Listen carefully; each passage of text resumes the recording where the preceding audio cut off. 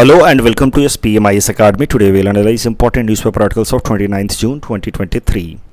Please note you can download the PDF version of today's newspaper analysis by clicking the link given in the comment section. So before I proceed, मैं आप सबको ईद की ढेर सारी मुबारकबाद देना चाहता हूँ। आज ईद का दिन है और ये दिन जाना जाता है या सेलिब्रेट किया जाता है फॉर सैक्रिफाइस। तो सैक्रिफाइस या कुर्बानी किस सेंस में कही जाती है? कुर्बानी अपने अंदर की किसी विम्स या फैंसीज़ को लेकर के, यानी कि अपने मन के अंदर जो बुरी प्रवृत्तियां हैं, ख़राब नेचर है, उनकी कुर्बानी देना। तो हम सब के अंदर कुछ ना कुछ बुरी आदतें होती ही हैं and we all are aware about that कि this is not a good habit, yet we are under some sort of compulsion to commit that action again and again. हमें पता होता है फिर भी हम करते रहते हैं। तो आज इसी शुभ दिन को हम ऐसे सेलिब्रेट करते हैं by trying to reflect upon the bad habits that we all carry and though we are aware about it but we are not able to give it up. आज एक रिजोल्यूशन लेते हैं कि इनमें से किसी एक बुरी आदत को हमेशा के लिए छोड़ देंगे। दैट इज़ द सैक्रिफाइस जिसके बारे में बात की जाती है इस दिन के अंदर। This is the list of the topics that we will be covering from today's newspaper, and the first article is about American bald eagle returned from the brink of extinction. This topic is important from our syllabus GS paper 3 environment point of view. देखिए ये bald eagle, ये पक्षी, this is national symbol of US president के जब भी media को address करते हैं तो आप देखना उसके सामने प्रेसिडेंशियल सील लगा होता है, उसमें इस बर्ड का साइन होता है। US प्रेसिडेंशियल सील का फ्लैग अलग होता है, US फ्लैग अलग है, प्रेसिडेंशियल सील फ्लैग अलग है, उसमें ये बर्ड होता है। तो this bird is part of their national symbol और इसको उन्होंने नेशनल सिंबल की तरह अडॉप्ट किया था 1782 में। और वो उस टाइम में इसलिए अडॉप्ट किया गया था क्योंकि उस वक्त US के अंदर इस पंछी की, इस बर्ड की संख्या बहुत ज़्यादा थी। More than 1 lakh nesting birds, bald eagle nesting birds were found in the US। लेकिन धीरे धीरे by the beginning of 1800s इस बर्ड की पॉपुलेशन डिक्लाइन होने लगी। डिक्लाइन होने के पीछे सबसे बड़ा कारण था अर्ली फेज में हंटिंग, क्योंकि ये बर्ड जो है वो डोमेस्टिक चिकन को हंट करता था। मतलब लोग जो हैं लाइव स्टॉक रेयरिंग कर रहे हैं, ये बर्ड्स आते थे और डोमेस्टिक चिकन को उठा के चले जाते थे। तो that is how in birds के ऊपर फिर बाउंटीज, कैश प्राइज रखना शुरू कर दिया गया कि जो इन बर्ड्स को मारेगा उसको कैश प्राइज दिया जाएगा। तो इस तरीके से इस बर्ड की, अमेरिकन बाल्ड ईगल की हंटिंग शुरू हुई and hunting became the first major factor behind the decline of this birds population.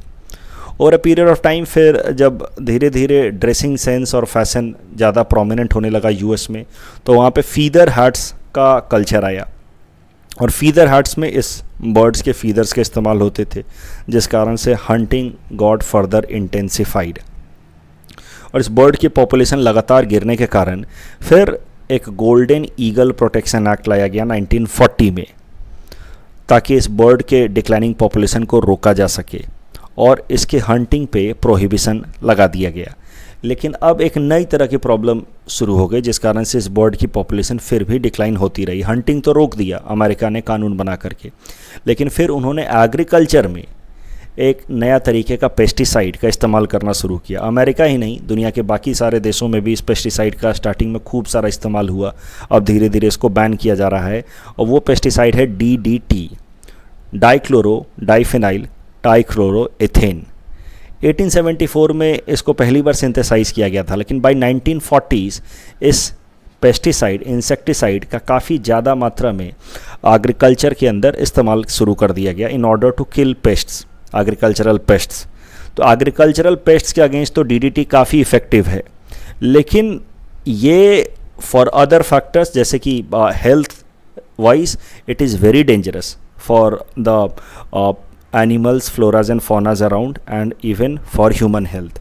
तो धीरे धीरे दुनिया के देशों को DDT के निगेटिव इम्पैक्ट के बारे में पता लगना शुरू हुआ और फिर धीरे धीरे अलग अलग जगहों पे इंक्लूडिंग इंडिया DDT पे बैन लगाया गया।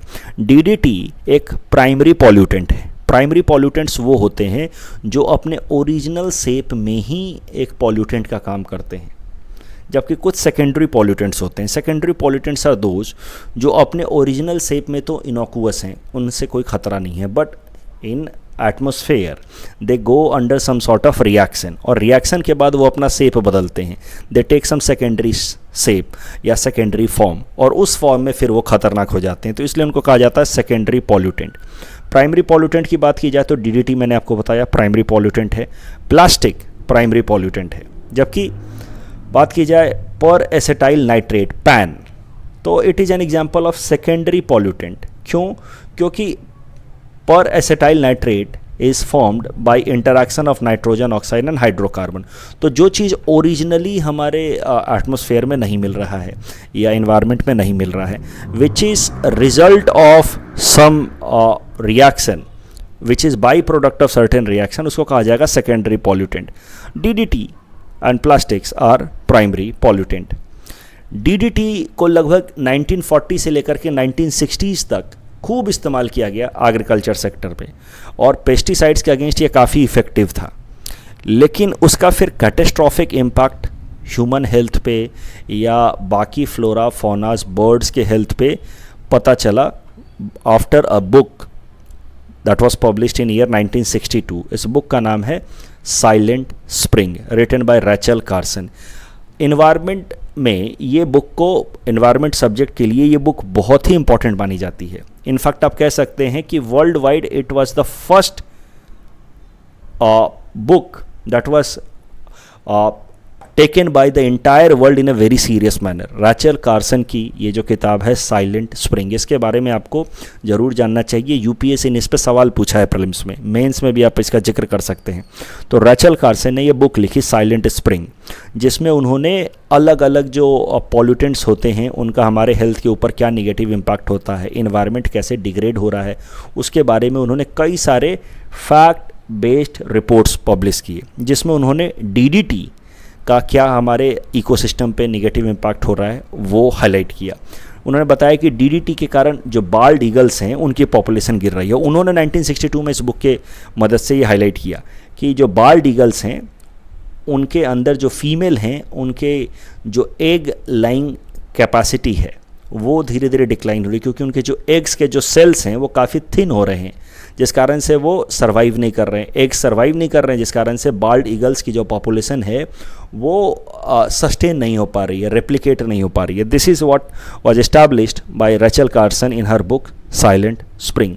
रैचल कार्सन की ये बुक साइलेंट स्प्रिंग इतनी इफ़ेक्टिव मानी जाती है कि इसने पूरे दुनिया भर में एक इन्वायरमेंटल मूवमेंट स्टार्ट कर दिया। आज देखिए इस बात को लेकर के कोई डिस्प्यूट नहीं है कि इन्वायरमेंट धीरे धीरे डिग्रेड हो रहा है, पॉल्यूशन हो रहा है, और उसको रोकने के लिए हमें कुछ करना चाहिए। कई सारे इंटरनेशनल इनिशिएटिव्स ऑलरेडी चल रहे हैं, लेकिन 1962 में ऐसी बात नहीं थी। 1962 में to say that environment is degrading and we must take some collective action to prohibit degradation of environment was very new idea which was given by Rachel Carson in her book Silent Spring। और Rachel Carson की ये book का ही नतीजा है कि 1962 में ये book आई, और उसके 10 साल बाद 1972 में स्टॉकहोम कॉन्फ्रेंस, या फिर जिसको हम लोग United nation conference on human environment कहते हैं, वो बुलाई गई 10 साल बाद 1972 में, which is considered to be the first conference in the world with respect to environment protection. तो रैचल कार्सन के बुक में जब डीडीटी का इम्पैक्ट हाईलाइट किया गया बाल्ड ईगल्स के पॉपुलेशन पे, फिर डीडीटी के इस्तेमाल पे धीरे धीरे दुनिया भर में बैन लगना शुरू हुआ, और जब डीडीटी का इस्तेमाल कम हुआ तब धीरे धीरे वापस से बाल्ड ईगल्स की पॉपुलेशन रिवाइव होनी शुरू हो गई। तो एक वक्त तो ऐसा था 1963 में जब only 417 pairs, nesting pairs of this bald eagles where left in the US. तो एक वक्त 1 लाख से भी ज़्यादा थे और घट करके 417 नेस्टिंग पेयर्स तक पे आ गए थे बाल्ड ईगल्स। लेकिन फिर शुरू हुआ बाल्ड ईगल का कैप्टिव ब्रीडिंग प्रोग्राम इन 1970, जहाँ पे बाल्ड ईगल्स की पॉपुलेशन को इंक्रीज़ करने पे फोकस किया गया। तो collective actions in the format of hunting को बैन करना या ban on DDT, breeding program and all that helped in steady growth in the population of bald eagles, and now again the population has completely revived, and once the bald eagles were categorized as endangered species, now they are not even categorized as threatened also, they are categorized as not threatened at all. तो ये है revival of the population of bald eagle that was seen in US. अभी bald eagle का population revive हुआ है, ये पढ़ाना मेरा कोई इंटरेस्ट था नहीं। इस पूरे डिस्कशन से जो इम्पोर्टेंट बातें निकल कर के आई वो हुई डीडीटी के बारे में, और दूसरी रेचल कार्सन की ये बुक साइलेंट स्प्रिंग। इस टॉपिक के बेसिस पे ये प्रीलिम्स प्रैक्टिस क्वेश्चन हमने आपको दे रखा है। Please attempt this question and you can submit the answer in the comment section. The next article is about National Sickle Cell Anemia Elimination Mission. And this topic is important from our syllabus GS paper 2 governance point of view. Sickle cell disease होता क्या है ये disease? It's an inherited blood disease. Inherited blood disease से हमारा मतलब है कि it is passed from one generation to another and mostly found in African, Arabian and Indian origin tribals. India के अंदर भी आप सेंट्रल इंडिया में देखोगे जहाँ ट्राइबल पॉपुलेशन काफ़ी ज़्यादा है, वहाँ पे सिकल सेल डिजीज़ के इंसिडेंसेस काफ़ी ज़्यादा हैं। It is characterized by modification in the shape of red blood cell. तो ये क्या बात है ज़रा समझिए। देखिए, नॉर्मली हमारे ब्लड स्ट्रीम के अंदर जो आरबीसी होता है, रेड ब्लड सेल, वो इस तरीके का शेप का होता है, डोनट शेप का। ये नॉर्मल रेड ब्लड सेल में या उसके रेड ब्लड सेल का स्ट्रक्चर होता है, डोनट शेप का होता है नॉर्मल रेड ब्लड सेल, और ये थोड़ा फ्लेक्सिबल भी होता है, इसलिए हमारे ब्लड वेन्स में ये आराम से फ्लो होता है क्योंकि डोनट शेप का है और फ्लेक्सिबल है। लेकिन जो लोग भी आरबीसी के शिकार सिकल सेल डिजीज़ के शिकार होते हैं, सिकल सेल डिजीज़ के शिकार होते हैं, उनका जो रेड ब्लड सेल होता है वो डोनट शेप से चेंज होकर के ऐसा सिकल सेल टाइप का हो जाता है। सिकल आप समझते हैं जिसको एग्रीकल्चर में इस्तेमाल किया जाता है कटाई के लिए। तो जो लोग भी सिकल सेल डिजीज़ का शिकार होते हैं उनका RBC red blood cell donut shape से बदल करके इस शेप का हो जाता है और वो हार्ड भी हो जाता है, स्टिफ भी हो जाता है, जिस कारण से वो कैपिलरी के अंदर फ्लो नहीं कर पाता आसानी से। नॉर्मल आरबीसी डोनट शेप का है और सॉफ्ट है तो आराम से कैपिलरी में फ्लो कर रहा है। सिकल सेल वाला जो आरबीसी है वो स्टिफ है, इसलिए कैपिलरीज़ के अंदर, ब्लड कैपिलरीज़ के अंदर आराम से फ्लो नहीं कर पाता है, वो ऑब्स्ट्रक्शन क्रिएट करता है, जिस कारण से ब्लड एनीमिया के प्रॉब्लम्स पाई जाती हैं लोगों में जो सिकल सेल डिजीज़ का शिकार होते हैं। तो सिकल सेल डिजीज़ का जो लोग शिकार होंगे उनके अंदर हेमोग्लोबिन की कमी होगी, और हेमोग्लोबिन की कमी होने के कारण फिर बाकी सारे जो सिम्टम्स होते हैं जैसे कि फटीग होना, shortness of breath, hair loss, ये सारी चीज़ें देखी जाती हैं। In long term it can lead to damage to liver and kidney also. तो ये सारे प्रॉब्लम्स हैं सिकल सेल डिजीज़ की, और इसकी सबसे जो डेंजरस बात है वो ये है कि it is mostly prevalent amongst the tribals, जिनके पास वैसे भी health accessibility, good health facility की एक्सेसिबिलिटी ख़राब है। So that makes sickle cell disease a more dangerous problem. तो इससे निपटने के लिए हमारे प्रधानमंत्री जी ने हाल फिलहाल में लॉन्च किया है National sickle cell anaemia elimination Mission. ये mission National sickle cell anaemia elimination Mission, इसको भारत सरकार ने इस साल के यूनियन बजट में ही अनाउंस किया था। यूनियन बजट 2023-24 इस साल वाला जो बजट था उसमें अनाउंस किया था कि हमने सिकल सेल से निपटने के लिए हम एक नया मिशन लॉन्च करेंगे, और उसको फिर हाल फिलहाल में हमारे प्रधानमंत्री जी ने लॉन्च भी कर दिया है। गोल इसका यही है कि सिकल सेल डिजीज़ को पूरी तरह से एलिमिनेट कर दिया जाए बाय 2047, जब हमारे आज़ादी के 100 साल पूरे होंगे। और उसके लिए क्या करना है, सेंट्रल इंडिया में जहाँ पे सिकल सेल अनीमिया के प्रॉब्लम सबसे ज़्यादा हैं वहाँ पे अवेयरनेस क्रिएट करना है और बेहतर हेल्थ फैसिलिटी अवेलेबल कराना है। That two things will be done under national sickle cell anaemia elimination mission. इस टॉपिक के बेसिस पे प्रीलिम्स प्रैक्टिस क्वेश्चन हमने आपको दे रखा है। Please attend this question and you can submit the answer in the comment section. The next article is about current account deficit that has recently came down to 0.2% of the GDP in Q4. This topic is important from our syllabus GS paper 3 Indian economy point of view. कोई बहुत नई बात नहीं है, इसको मैंने बस इसीलिए कवर किया ताकि अपने स्टूडेंट्स को मैं रिवाइज करा पाऊँ the concepts of current account deficit and all, जो हम लोग अपने लास्ट चैप्टर में एक्सटर्नल सेक्टर में पढ़ते हैं। आई होप आपको बात याद होगी, the concept of balance of payment. Balance of payment से पहले आपको करंट अकाउंट और कैपिटल अकाउंट की बात याद होगी। जितना भी इंटरनेशनल ट्रेड हम करते हैं विदेशों में, अलग अलग देशों के साथ, हम विदेशों में जो व्यापार करते हैं इंटरनेशनल ट्रेड, उसमें कुछ जो ट्रांजैक्शंस हैं, देखिए जो भी हमारा इंटरनेशनल ट्रांजैक्शन होता है दुनिया के अलग अलग देशों के साथ ट्रांजैक्शन होता है, उसमें से कुछ ट्रांजैक्शन जो हैं वो करंट अकाउंट के हैं और कुछ ट्रांजैक्शंस कैपिटल अकाउंट के हैं। करंट अकाउंट में आता है ट्रेड इन गुड्स या services, transfers like remittance, profit and different kinds of earnings in the form of gifts and all. Capital account में FDI, FII, external commercial borrowing वगैरह आता है। और बैलेंस ऑफ पेमेंट दोनों का फाइनल जो offset करके फिगर निकाल करके आता है वो होता है बैलेंस ऑफ पेमेंट। मतलब भारत से कितना पैसा विदेशों में गया और विदेशों से कितना पैसा भारत में आया। मान लीजिए कि हमारे देश से पैसा विदेशों में गया $500 बिलियन और विदेशों से इंडिया में पैसा आया $400 बिलियन, तो हम कहेंगे कि balance of payment was $100 billion against India. मतलब बैलेंस ऑफ पेमेंट में हम डेफिसिट में हैं और बाकी वर्ल्ड जो है वो सरप्लस में है as far as balance of payment is concern, and that too surplus by $100 billion. ये सारी चीज़ें बिल्कुल बेसिक बातें हैं इंटरनेशनल ट्रांजैक्शन से रिलेटेड, जिसको हम लोग अपने एक्सटर्नल सेक्टर के क्लासेस में पढ़ते हैं। जो करंट अकाउंट है, करंट अकाउंट, इसमें जो मेन फैक्टर होता है वो होता है trade in goods and services. बाकी भी होते हैं जैसे रेमिटेंस वगैरह होते हैं, बट गुड्स एंड सर्विसेज में ट्रेड जो होता है that is the main factor. तो ये हमारा देश भारत, उससे हमने कितना एक्सपोर्ट किया और कितना इंपोर्ट किया, उसका जो डिफरेंस होगा that is current account deficit. उसके अलावा ट्रांसफर्स एंड अर्निंग्स वो भी एक फैक्टर होते हैं, but these are the main factors. Export और इंपोर्ट के बीच का अंतर, the difference is known as current account deficit. तो करंट अकाउंट डेफिसिट होने का मतलब है, जब हम कहते हैं कि हमारा करंट अकाउंट में डेफिसिट है, उसका मतलब ये है कि हमने इंपोर्ट ज़्यादा किया है, एक्सपोर्ट उस हिसाब से कम किया है। इस कारण से ओवरऑल हमारे देश से पैसा विदेशों में गया है। नॉर्मली हमारा देश का, हमारा जब इंटरनेशनल ट्रेड होता है या करंट अकाउंट में इंडिया का डेफिसिट ही रहता है नॉर्मली, क्योंकि जो सबसे इम्पॉर्टेंट इंपोर्ट जो हम लोग करते हैं वो है क्रूड ऑयल। हमारा 80% तक का एनर्जी रिक्वायरमेंट हम लोग इंपोर्ट करके मीट करते हैं, और इंपोर्ट बिल में उसका अमाउंट या उसका शेयर सबसे ज़्यादा होता है क्रूड ऑयल का। तो इस कारण से करंट अकाउंट में नॉर्मली इंडिया डेफिसिट में ही रहता है। अब देखने वाली बात ये होती है कि डेफिसिट हम कितना कम कर पाएँ। तो एक अच्छी न्यूज़ ये है कि फोर्थ क्वार्टर में ऑफ द फिजिकल ईयर 2022-23 हमने करंट अकाउंट डेफिसिट को घटा करके 0.2% ऑफ द जीडीपी कर दिया है, which is a good sign. दो ही डेफिसिट हैं जिसको हम क्लोजली वॉच करते हैं, एक है फिजिकल डेफिसिट और दूसरा है current account deficit. Indian economy को, हेल्थ को रिफ्लेक्ट करते हुए ये दो इंपॉर्टेंट डेफिसिट हैं, and that is why sometimes these two deficits are together known as twin deficit.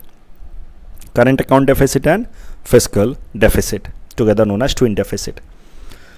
तो यही छोटा सा न्यूज़ था कि फोर्थ क्वार्टर में हमारा एक ओवरऑल जो ट्रेड है उसमें करंट अकाउंट डेफिसिट को हम लोग 0.2% ऑफ द जीडीपी तक ले आए हैं, और उसमें सबसे बड़ा योगदान रहा है इंटरनेशनल डिप्लोमेसी का। बहुत ही आप समझिए प्रोएक्टिव इंटरनेशनल डिप्लोमेसी। कुछ दिनों पहले मैं न्यूज़पेपर एनालिसिस में बता भी रहा था, हमारे external affairs minister Ajay Shankar साहब ने कहा कि किस तरीके से इंडिया ने इस मौजूदा सिचुएशन में भी, जहाँ पे रसिया और यूक्रेन के बीच में लड़ाई चल रही है और वेस्टर्न इकोनॉमीज़ ने रसिया से ऑयल खरीदने के ऊपर प्रोहिबिशन लगा रखा है, yet India followed a very dynamic diplomacy and continued to buy oil from Russia, and that too at a concessional prices, and that has directly helped India in reducing its import bill. Otherwise a common man would have to have sell more money on the petrol pumps, जो हमारे लिए, हमारी economy में बहुत ज़्यादा inflation कर सकता था। तो इंटरनेशनल रिलेशंस या फॉरेन पॉलिसी कैसे नेशनल इकोनॉमी को इम्पैक्ट करती है, उसका ये बहुत ही अच्छा एग्जाम्पल है। The next article is about Assam government signing MOU with Pahle India Foundation. This topic is important from our syllabus GS paper 5 Assam issues point of view. तो छोटा सा लेकिन इंपॉर्टेंट न्यूज़ है APSC प्रिपरेशन करने वाले स्टूडेंट्स के लिए, कि असम सरकार ने एक MOU, एक अग्रीमेंट साइन किया है एक थिंक टैंक से, यानी कि एक ऑर्गेनाइजेशन जो स्ट्रैटेजिक ऑर्गेनाइजेशन है, जो स्ट्रैटेजी बनाती है, उस ऑर्गेनाइजेशन का नाम है पहले इंडिया फाउंडेशन। इस ऑर्गेनाइजेशन को काम दिया गया है to study new areas of development of districts including existing gaps and estimation of GDP। तो कहाँ कहाँ पे प्रोग्रेस या डेवलपमेंट के स्कोप हैं, कौन से नए एरियाज़ हैं जहाँ पे डेवलपमेंटल वर्क्स लाए जा सकते हैं, कैसे GDP का और ज़्यादा रियलिस्टिक एस्टिमेशन किया जा सकता है, इन सब चीज़ों को फाइंड आउट करने के लिए आसाम सरकार ने इस ऑर्गेनाइजेशन पहले इंडिया फाउंडेशन के साथ एक MOU साइन किया है। पहले India Foundation is a not for profit company और not for profit policy think tank which was established in 2013। तो एक ऑर्गेनाइजेशन है जो सरकारों को सजेशंस देती है, पहले India foundation PIF। Topic number 5 is about national statistics day. This topic is at best important from prelims exam point of view. Professor PC Mahalanobis and national statistics day. देखिए, आज का दिन 29 जून, इसको पूरे देश भर में सेलिब्रेट किया जाता है नेशनल स्टैटिस्टिक्स डे, क्योंकि आज का दिन it is birth anniversary of professor PC Mahalanobis who was founder of Indian statistical institute. और ये दिन सेलिब्रेट किया जाता है ताकि देश भर में स्टैटिस्टिक्स के इंपॉर्टेंस को हाईलाइट किया जा सके। देखिए, कोई भी फैसला अगर स्टैट्स के बेसिस पे लिया जाता है तो that decision is expected to be more realistic और मोर वेल थॉट ऑफ। तो स्टैट्स का इंपॉर्टेंस अनफॉर्चुनेटली हमारे देश में हम उतना समझते नहीं हैं, हम लोग इंट्यूशन पे ज़्यादा चलते हैं, जबकि स्टैट्स के बेसिस पर अगर फैसले लिए जाए तो उन फैसलों को हम लोग ज़्यादा रैशनल डिसीजंस कह सकते हैं। तो इस आइडिया को हाईलाइट करने के लिए हमारे देश में नेशनल स्टैटिस्टिक्स डे सेलिब्रेट किया जाता है on birth anniversary of professor PC Mahalanobis. This day is organised by ministry of statistics and programme implementation.